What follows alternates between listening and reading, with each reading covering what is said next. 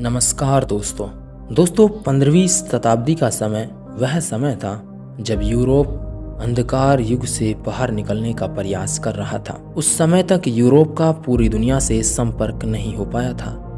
यहाँ तक कि भारत जब उस समय सोने की चिड़िया कहा जाता था, उसके बारे में यूरोप के लोग अरबों के जरिए से ही जान पाते थे। तभी 1498 में पुर्तगाल का वास्को डी गामा पहला यूरोपियन इंसान था जो समुद्र के रास्ते भारत तक पहुंचा था। 24 दिसंबर को वास्को डी गामा की मौत भारत में ही हुई थी। दरअसल वास्को डी गामा को समुद्र के जरिए एशिया तक पहुंचने का क्रेडिट दिया जाता है, लेकिन यह भी सच है कि इसका मकसद भारत तक पहुंचने के लिए रास्ता खोजना था। इससे पहले यह प्रयास कोलंबस ने किया था, जो अनजाने में अमेरिका तक पहुंच गया था। वह जहां पहुंचा था, उन आइलैंड्स को आज वेस्ट इंडीज के नाम से जाना जाता है। बाद में कई लोगों ने अमेरिकी महाद्वीपों के अलग अलग इलाकों की खोज की। कोलंबस भी पश्चिम के रास्ते भारत को खोजने के लिए निकला था, लेकिन वह कहीं और पहुंच गया था। उसके 5 साल बाद वास्को डी गामा ने भारत के लिए समुद्री रास्ता खोजने का प्रयास किया।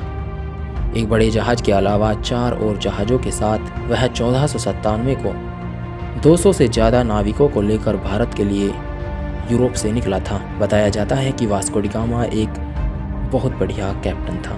वह पहले अफ्रीका के पश्चिमी तट से होते हुए दक्षिण अफ्रीका कैप ऑफ होप से होते हुए हिंद महासागर में दाखिल हुआ।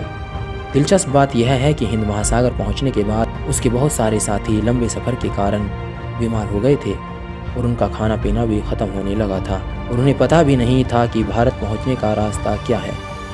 ऐसे हालात में वास्को डी गामा ने मोजाम्बिक के पास रुकने का फैसला किया और वहाँ के सुल्तान को उन्होंने कई तोहफे भी दिए। इन सब से वह सुल्तान और वहाँ के लोगों को खुश ना कर सका। स्थानीय लोगों ने वास्को डी गामा और उसके साथियों को वहाँ से भगा दिया। इसके बाद वास्को डी गामा कीनिया पहुँचा, जहाँ वास्को डी गामा और उसके साथियों को लुटेरा बनना पड़ा था। अरब व्यापारियों के जहाज़ों को लूटने के बाद वह पहले मोम्बासा गए और फिर वहाँ से निकाले जाने पर मालिंदी पहुंचे और कुछ जानवरों को पकड़कर उन्होंने भारत जाने का रास्ता पता लगाया, जिसके बाद वास्को डी गामा और उसके साथी सीधा भारत की ओर चले और आखिरकार 20 मई 1498 को भारत के कैलीकट के तट पर कदम रखकर समुद्र के रास्ते से भारत पहुंचने वाले पहले यूरोपियन बन गए। कालीकट पर वास्को डी गामा को हर वह चीज़ मिली जिसे यूरोप में खरीदा जाता था। कालीकट के राजा को व्यापार के लिए राजी करने के बाद वह कालीकट में 3 महीने रुका, पुर्तगाल वापस चला गया। पूरे सफ़र में उसके केवल 55 साथी ही जिंदा वापस पुर्तगाल पहुंच सके थे, जहां से 1502 में वे पुर्तगाल की नौसेना के साथ दोबारा भारत आए। उसने रास्ते में मिले सभी भारतीय और अरबी जहाज़ों को लूटकर ख़त्म कर दिया। इस बार वास्को डी गामा की उपलब्धि यह रही कि उसने कोचीन में सदियों से रह रहे ईसाइयों की खोज की और कालीकट के राजा को संधि के लिए विवश किया, लेकिन इसके बाद वह पुर्तगाल वापस चला गया। 1524 में वास्को डी गामा फिर से भारत आया, जिससे पुर्तगाल के कब्जे वाले भारतीय इलाकों को अच्छे से नियंत्रित कर सके। लेकिन यहाँ पहुँचने के कुछ समय बाद ही 24 दिसंबर 1524 को उनकी मलेरिया से मौत हो गई। तो दोस्तों, ये थी भारत की खोज की कहानी।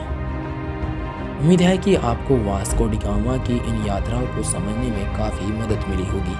आज के लिए बस इतना ही। इसी के साथ विदा लेते हैं। बहुत बहुत धन्यवाद।